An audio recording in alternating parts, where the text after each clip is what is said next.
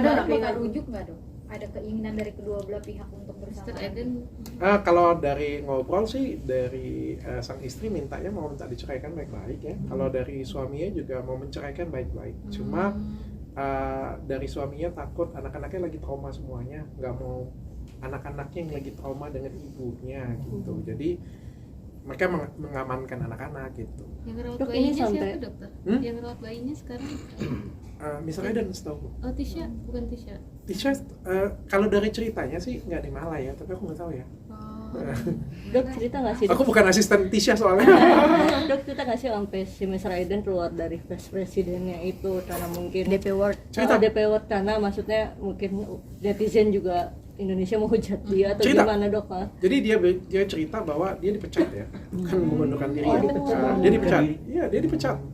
Dia bilang, tapi nggak ada masalah dia bilang karena yang aku harus lindungin anak-anaknya. Jadi di sini juga yang aku nilai adalah Mr. Aiden-nya juga ada hal yang positif di mana yang dia pengen lakukan adalah melindungi anak-anaknya, mental anak-anaknya. Tapi ada salahnya juga menurutku. Salahnya adalah ya berselingkuh, Wak. Di Indonesia pokoknya kalau selingkuh salah pasti kan gitu. Tapi dipecatnya cuma gara-gara ini doang kan ya, Dok? Ya image lah. Masyarakat Indonesia, netizen Indonesia kan kadang luar biasa kalau sudah lagi kerja. Kalian luar biasa kalau lagi kerja ya. Semua dunia bergetar kalau kalian bekerja. Nah kalau Tisha Yaniya sendiri dokter udah mau hubungi untuk podcast bareng juga atau mau gimana dok? Ya aku juga sudah tanya juga untuk kesempatan untuk podcast dengan Tisha ini juga ya. Tapi belum ini dan aku pengen fokus ke Ramadan. Aku sudah ngomong dengan Mr. Aiden. Mr. Aiden kalau mau naik, aku bilang cuma bisa kemarin, aku bilang. Karena per hari ini aku 30 hari acara Ramadan full semuanya aku bilang. Jadi aku nggak ngurus dunia persilatan lagi kayaknya. Mau dunia pergosipan nggak, aku mengosongkan diri, mensucikan hati untuk acara Ramadan aja. Tapi dokter Tisha sendiri sempat ngobrol nggak sempat. Aku banyak bertanya, tapi off the record dengan misalnya.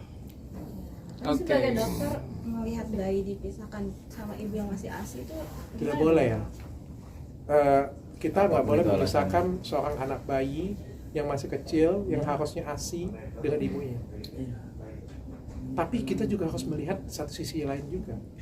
Kalau misalnya ibunya, mohon maaf ya, ibunya menyakiti, ada satu statement yang Shang Yi katakan yang menurut saya bagus ya. Dia sampai melakukan self harm. Anak-anak kalau sudah melakukan self harm, kan ini juga berbahaya ya. Dan aku pikir nggak gampang loh kita mencuci otak anak umur 12 tahun, nanti ngomong ya depan kamera ya, kamu tuh sampai sayat-sayat tangan kamu loh, kamu ngomong ya sampai ini. Menurutku juga nggak mudah ya untuk menggiring anak 12 tahun, apalagi itu tuh ibunya juga, bukan tetangga kayak gitu. Makanya aku pengen nyadarin netizen juga sadar, sadar juga kayak gitu. Boleh belain istri yang tersakiti itu, boleh dibelain. Aku juga senang, aku juga belain kok. Dan apa yang dilakukan oleh suami yang berselingkuh itu juga salah. Tapi ya kita juga harus memperhatikan mental anak juga. Dokter, itu kalau yang Aiden Wong itu cerita nggak sih perubahan yang terjadi sama istrinya dari mabuk-mabukan gitu, itu dari kapan gitu ceritanya? Dia baru tahu di bulan Oktober kalau dari cerita dia. Jadi kalau dari cerita dia, dari cerita Chan Yi dulu anaknya, dia ngomong bahwa katanya kalau misalnya ada papa namanya baik, nggak mabok, nggak minum, ngerawat dia gitu. Tapi kalau misalnya nggak ada papanya, mulai tuh mabok, dateng kayak gitu, mukulin anak-anak. Pas lagi tidur jam 9 malam masuk ke kamar, bongkar barang semuanya, lempar-lempar, bribing, dia bilang eskul. Ya, aku juga nggak mungkin dong kita ngomong bohong ini anak cuci otak. Kalau misalnya memang iya, kita ikut dosa loh. Kalau misalnya memang iya seperti itu dan kita ikut dosa, dan apa ikut siapa nih jadi bagusnya? Ingat loh, apa yang kita ketik, apa yang kita komentar itu tuh kadang-kadang bisa menentukan hajat hidup orang. Berarti kalau bisa dibilang anaknya ini diancam untuk diam saat ada bapaknya datang, jadi si ibunya ada ancaman gitu ke anaknya dokter? Katanya sih seperti itu. itu cerita dari anaknya ya. Aku nggak membela siapapun, sekali lagi aku coba menarik kesimpulan kedua-duanya. Tapi apa sampai membawa pengawalan begitu dok, seperti yang di video saat ibunya pengen ketemu anaknya? Wah, itu aku no comment ya, karena kan ini konflik menurutku bukan cuma satu garis kayak gini ya, tapi ini sudah satu putaran yang luar biasa. Perselingkuhan yang menurutku kalau benar ini perselingkuhan, menurutku ini bukan perselingkuhan yang pertama kali. Ini sudah, karena aku ngelihat sang istri itu ada kesakitan yang mendalam ya, bukan kesakitan biasa sih, karena aku sudah sering banget ketemu dengan wanita yang diselingkuhi, jadi ya terlatih aku sih. Jadi menurutku ini ya bukan sakit yang baru ya, tapi sakit yang lama ya. Kalau menurutku ya, sekali lagi aku ngomong ya, aku nggak ngeblame sih. Lalu Ini juga alasannya ada sih, Hotman jadi ini nih, jadi maksudnya jadi omongan juga ngebela ibunya gitu. Terus ibunya maunya pengacaranya hanya Bang Hotman. Lah, aku yang pertama kali ngasih tahu ibunya itu aku malah ya. Malah aku yang kasih tahu ibunya pertama kali. Ibu sudah tahu belum? Aku bilang sang istri ya, mau pengacara dari pihak suaminya Bang Hotman Paris, aku bilang. Karena ada di grup kan, satu di grup kan. Aku bilang, ibunya nangis, dia nangis. Terus dia bilang, ya nangis lah, intinya dia nangis. Dia bilang Bang Hotman kan pengacara yang nggak pernah kalah, dia bilang sedih, dia nangis gitu. Terus aku ngomong, ya nggak apa-apa Bu, aku bilang kan, ya yang penting kita memperjuangkan sesuatu yang benar, aku bilang kan, lurus aja, berjuang saja, saya bilang seperti itu.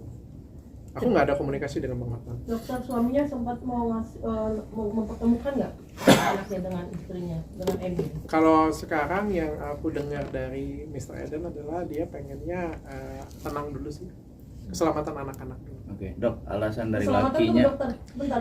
Kalau dari cerita Mr. Eden Wong, kalau aku nggak salah nih ya, jadi habis lahiran itu selama 2,5 bulan tuh ibu sang istri itu menghilang kemana nggak tahu.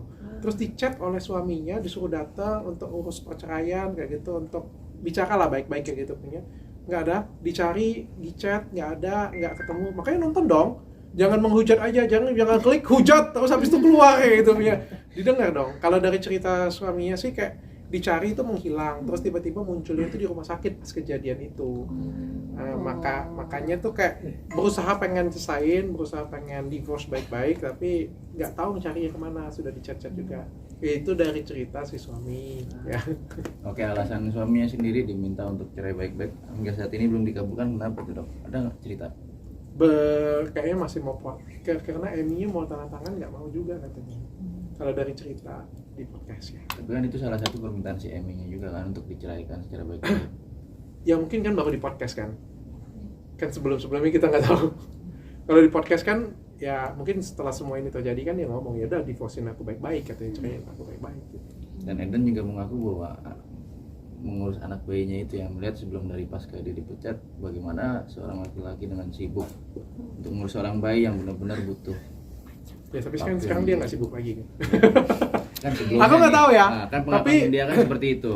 Karena kan tapi seorang ibunya katanya sibuk atau gimana, mabuk, sedangkan dia kan juga punya sekali lagi aku bilang aku nggak percaya dengan orang dewasa. Ya, orang dewasa ini kan bisa berbohong ya. Makanya aku memilih untuk podcast pertama kali kan ketemu dengan anaknya, bukan bertemu dengan bapaknya. Aku memilih podcast pertama kali kan dengan anaknya, dan setelah aku selesai dengan anaknya baru aku ngomong, is that your father around you, ada di samping, di sekitar kamu, panggil. Aku coba ngomong dengan dia, aku bilang. Dan aku juga berusaha nggak memojokkan Chang-i juga kan anaknya, karena kesian. Kesian loh anak-anak kayak gitu punya kita pojokkan. Kayak gimana ya kalau misalnya kalian, menurut kalian, aku bertanya dengan kalian yang ada di rumah, kalau misalnya anak-anak kalian mau bercerita sesuatu terus kita ngomong ini pasti dicuci otak, bisa jadi iya. Tapi nggak semudah itu mencuci otak anak 12 tahun.